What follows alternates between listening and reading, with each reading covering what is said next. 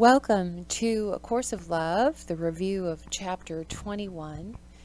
And this chapter is titled Love Is, which is also the entire first verse. Love is. What this chapter is about is really that wholehearted concept that we've been guided toward, finding a way to live in this world, live within the experience of form, and yet be connected to heart, and let that wholeheartedness be our guide. So he starts with telling us that love is eternal, and reminds us that it's difficult for us to grasp the concept of eternity because in the experience we're having now, we see particularly, which is in form, rather than broadly, which is having the experience through just a place of energy. So he reminds us that these are really two ends of the same stick: the finite, the small, and the infinite, which the eternal. So we see in particulars, this particular thing is happening, instead of broad, like from the greater realm. We see through form rather than seeing the abstract, which is an absence of form and is really about energy. We see this holy relationship between this one being and this other being, which is just the other end of the stick from eternity. And we see love as a concept, which is the other end of a stick of all that is. Now, the recognition that's called for here is not that one is wrong and the other is right. It's just the recognition that we're seeing small and then there's a big. So just seeing the picture.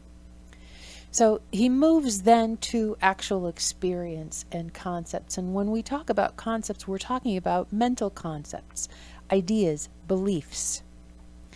Concepts that touch your heart serve you through this touch.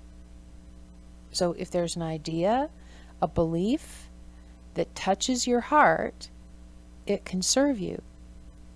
They also begin to help you break away from the need for comparisons, for there is no need to compare what your heart can feel. When your heart can feel, you need no judgment to tell you the difference between one thing and another. You can thus begin to quit relying on your body's eyes to distinguish the true from the false and the real from the unreal. So he's saying use this as a kind of a compass, that when you encounter things in the world that touch your heart and you feel that movement, you feel that opening, then you know you're on the right track. And when your heart can feel that whole discernment thing that we have been so studious in producing, because we've been trying to do it right, to protect ourselves, to function well in the world, we've had to develop this high level of discernment in our decision making as we walk in the world. And what he's trying to move us away from is relying on the mind to make those decisions, but to move more on the heart. So then the mind becomes more of a servant than the master. So let's go a little deeper here. Love, or God, or creative energy, however you want to look at it, that one thing appeals to you through the heart. It is concepts that have kept your heart closed. Concepts have been used to order your world and to assist the mind. You have no more need for this assistance. Now, you used to. Before you knew where to find that heart energy, before you had the recognition of love is all there is, then you needed this advanced skill of discernment when you were coming from the mind. But you're not coming from the mind anymore. You're coming from the heart. So what he's trying to lead us to is to come to a place where the mind is still there, it's still functioning, but it's not calling the shots. because you have a much more reliable source now. In verse 4, to begin to conceptualize in ways that touch your heart will free your mind of its reliance on thought concepts, thus allowing your heart and mind to speak the same language or to be communicated with in the same way. Now, in the book, he gives an example about how in the past, only in emergencies did the heart and mind seem to be on the same page. If a child is pinned under a car, the heart says, I want to help him, and the mind says, yeah, lift the car. So only in emergencies do they seem to actually be together. Otherwise, we've really been balancing one over the other. Oh, my heart wants this, but my mind says this. Now we're trying to get them to come together, work together, and speak the same language. It's as if your heart and mind have been speaking different languages. Within the embrace, there's a shared language of images and concepts that touch the one heart and see as one mind. So when we come to that place, we're not leaving the heart out. We're not separating them and putting them in different categories either. We get images and concepts that touch the heart and see as the one mind. In the past, you accepted the conflict of heart and mind. It seemed normal. You thought one way and felt another way, and you acted without unity or agreement and expected that was okay. But it's not okay anymore. Heart and mind must now be joined in order for you to get where you want to go. This is really a crucial thing that needs to happen for you to progress on your journey, because the mind just can't be in control any longer. At least not your personal mind. In the past, internal and external meanings of the same situation were seen as different.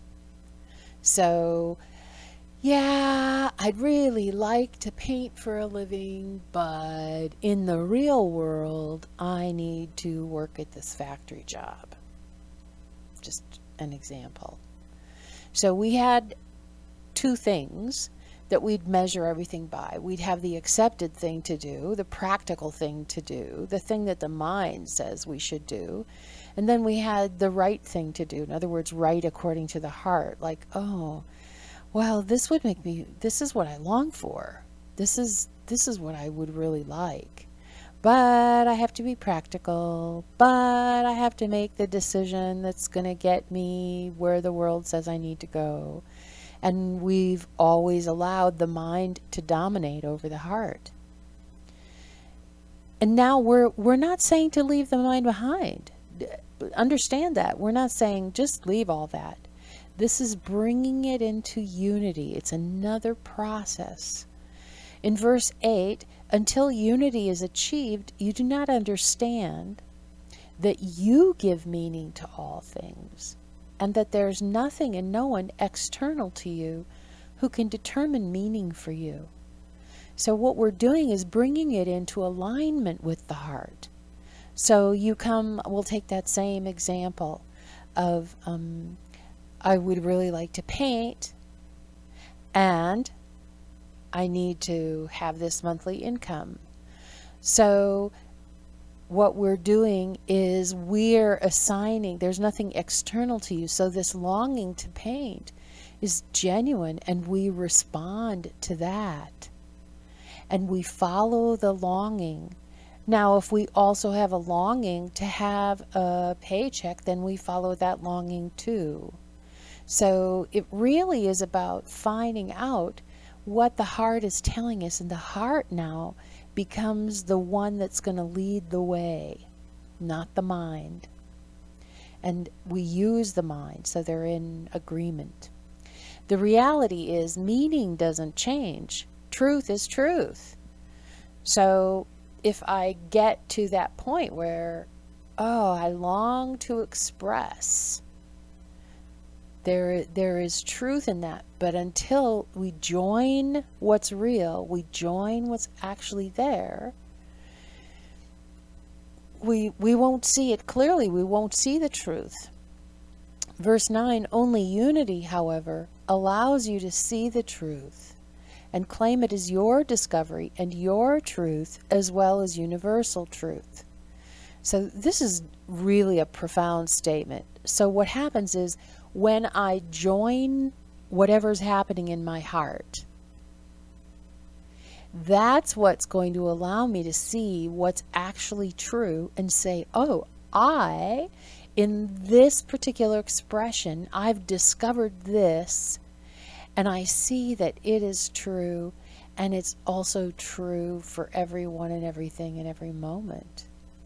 So I see that embracing this moment and expressing in this moment is what I want to do, and that's true for everyone. But only by joining what's actually happening can I experience it on an individual level. Verse 10, knowing the one truth is not about knowing a certain dogma or a set of facts. Those who know the truth don't see themselves as right and others as wrong. Those who know the truth find it for themselves by joining mind and heart. Those who know the truth become beings of love and light and see the same loving truth in all.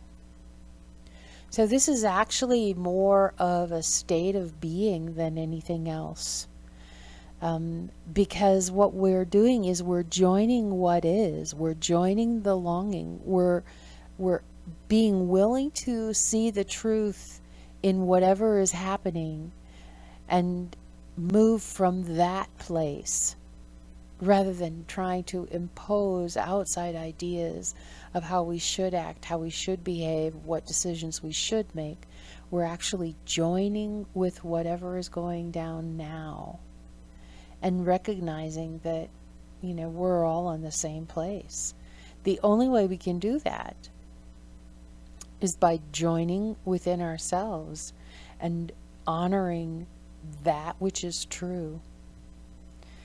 So this is the end of this short chapter on love is, which is really a step toward that wholehearted way of being that he's pulling us toward.